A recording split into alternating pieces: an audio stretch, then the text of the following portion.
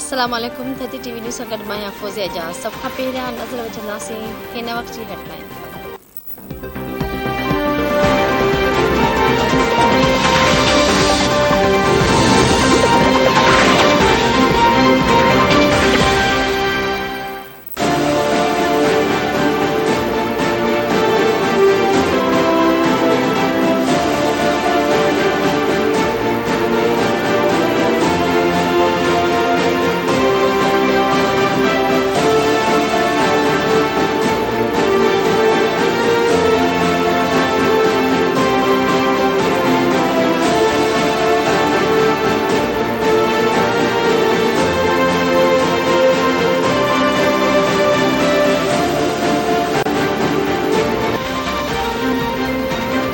सिंध जे 14 ज़िलनि जे मकानी चूंड जो मैदान पीपल्स पार्टी मारे वरितो। गैर सरकारी ऐं गैर हतमी नतीजनि मूजिबि म्यूनिसिपल कमेटी नए देरे ऐं रते देरे ते पीपी जो क्लीन स्वीप। गढ़ी यासीन, हिरियार सिटी, मीरो खान ऐं जाम साहब बेराणी ऐं वगण ते टाउन कमेटीज़ ते बि पीपल्स पार्टीअ जे उम्मीदवारनि जी सोभ। जैकमाबाद म्यूनिसिपल कमेटी जे 31 वार्डनि मां 26 ते पीपी सोभारी। ठुल म्यूनिसिपल कमेटी जे 10 वार्डनि ते पीपी उम्मीदवारनि जी कामयाबी। गौसपुर टाउन कमेटी जे 9 वार्डनि ऐं टाउन कमेटी भिरिया रोड जे 6 मां 5 वार्डनि ते बि पीपी जी सोभ। ढोरो नारो टाउन कमेटी जे 8 मां 5 ऐं खोड़ा टाउन कमेटी जे 9 वार्डनि मां 7 वार्ड पीपी खटिया। झुडो टाउन कमेटी जे 11 वार्डनि मां पीपल्स पार्टी 8 सीटूं खणी सोभारी। फ़कीराबाद टाउन कमेटी जे 9 वार्डनि मां 8, टंडो आदम जे म्यूनिसिपल कमेटी जे 23 मां 21 ऐं नसीराबाद टाउन कमेटी जे 12 मां 10 वार्ड पीपी उम्मीदवार बुहारे विया।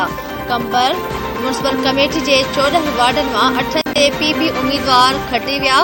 बांधी टाउन कमेटी जे 8 मां 7, कंदकोट म्यूनिसिपल कमेटी जे 12 मां 10, शिकारपुर ज़िले जे 1 म्यूनिसिपल कमेटी ऐं 6 टाउन कमेटियुनि जे 30 वार्डनि मां 27 ते पीपी उम्मीदवार सोभारा। राणीपुर टाउन कमेटी जे 10 मां 9 ऐं काज़ी अहमद टाउन कमेटी जे 4 वार्डनि ते पीपी उम्मीदवार मल्ह मारे विया।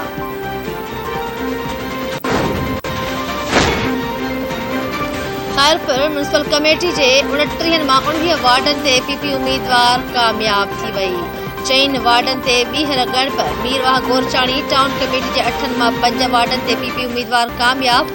टाउन कमेटी सखरन जे 15 मां 13, शहदादपुर म्यूनिसिपल कमेटी जे 16 वार्डनि मां 13 ऐं रोहड़ी जे वार्ड नंबर 2, 3 ऐं 5 ते पीपी उम्मीदवारनि जी फतह।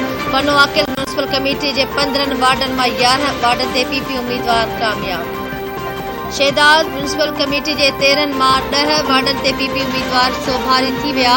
अहमदपुर टाउन कमेटी ते 2 वार्ड ऐं खोड़ा टाउन कमेटी जे 9, 7 वार्ड खटे वई। नऊ कोट टाउन कमेटी ते पीपी जे 5 उम्मीदवारनि कामयाबी माणे वरिती। 1 वार्ड ते बैलेट पेपर जे निशान जी ग़लतीअ सबबि चूंड मुलतवी।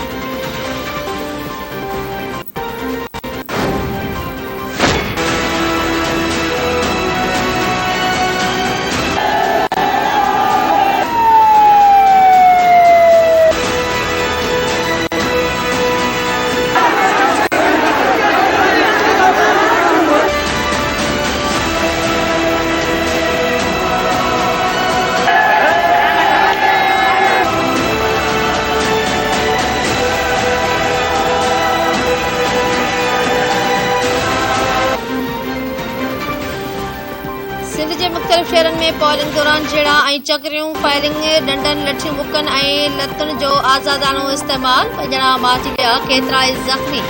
रोहड़ी जे अलह जड़ियो जाकिराणी पोलिंग स्टेशन से हथियारबंदनि जी फायरिंग में अब्दुल कदीर जाकिराणी मारिजी वियो। टंडे आदम में फायरिंग में 1 सियासी तंज़ीम जो कारकुन कैसर पठान क़त्ल थी वियो।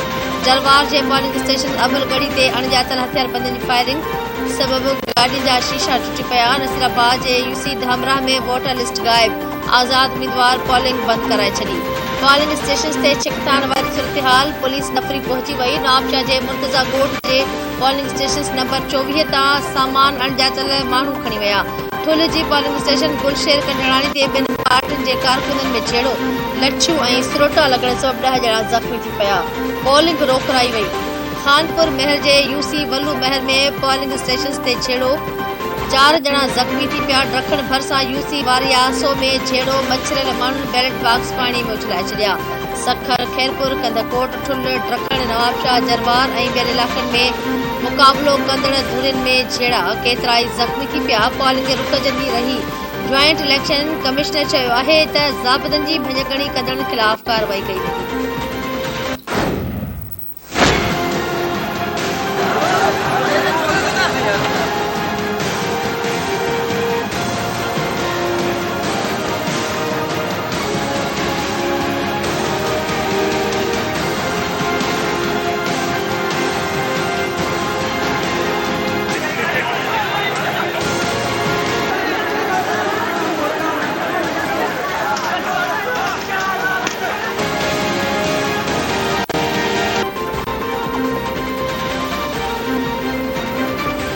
मकानी चूंडनि दौरान कंदकोट जंग जो मैदान बणिजी वियो। प्रिज़ाइडिंग ऑफिसर समेत 31 ॼणा अॻुवा। 11 ॼणनि खे बाज़ियाब कराए वियो। होसपुर जे टोड़ी बंगलो पोलिंग स्टेशन ते हथियारबंदनि जी काह। हथियारबंद प्रिज़ाइडिंग ऑफिसर समेत 11 ॼणनि खे अॻुवा करे विया।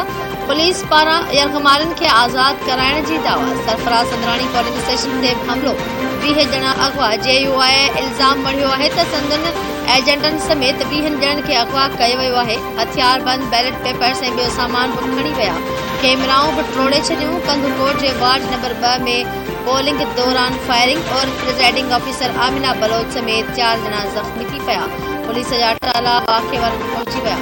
पोलिंग रोकी वई। कंदकोट जे पोलिंग स्टेशन 10 ते 2 पार्टियुनि जे कारकुननि में झेड़ो। धुरियुनि पारां हिक ॿिए ते डंडनि जो वसकारो। 20 ॼणा ज़ख़्मी थी पिया।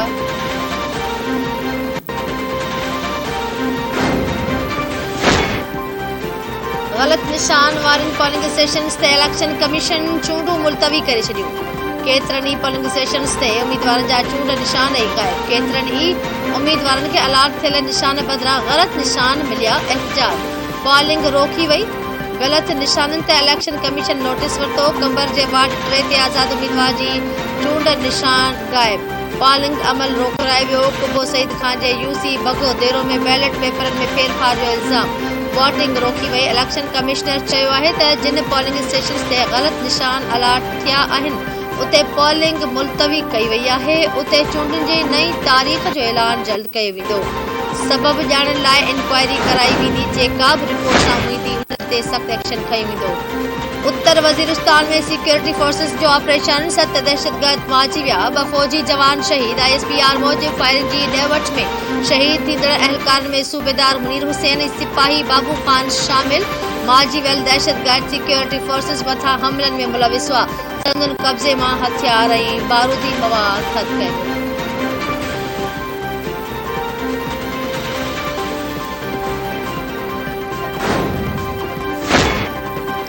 मुल्क में कोरोना वायरस सबब वधीक ॼणा हयातियूं विञाए वेठा। सिहत जे क़ौमी इदारे NIH 24 कलाकनि दौरान मुल्क में कोरोना जा 382 नवां केस ज़ाहिर थियण जी तस्दीक करे छॾी।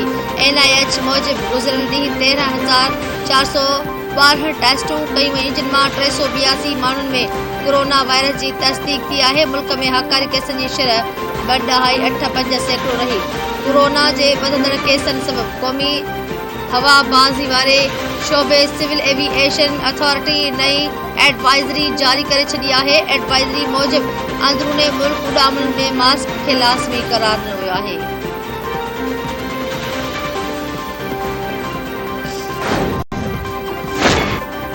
गिलगित बल्तिस्तान जे ईंदड़ माली साल 2022-23 लाइ बजट अॼु पेश कई वेंदी। बजट जो काथो 119 अरब रुपया आहे।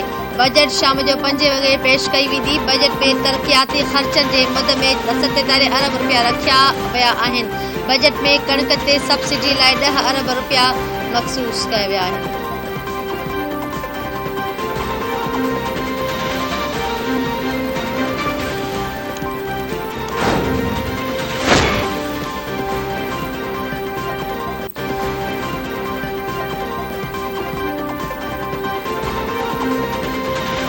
सूफियाने राग ऐं लोक गुलकारी में मुनफिल सुञाणप रखंदड़ दरवेश सिफ़त हामिद अली बेला जे विछोड़े खे 21 वरीअ बि हामी विया। हामिद अली बेला जूं काफ़ियूं, ग़ज़ल ऐं गीत ॿुधी ॿुधंदड़नि ते सहर तारी थी वेंदो आहे। माधूलाल हुसैन जो कलाम अॼु बि हामिद अली बेला जी सुञाणप बणियल आहे।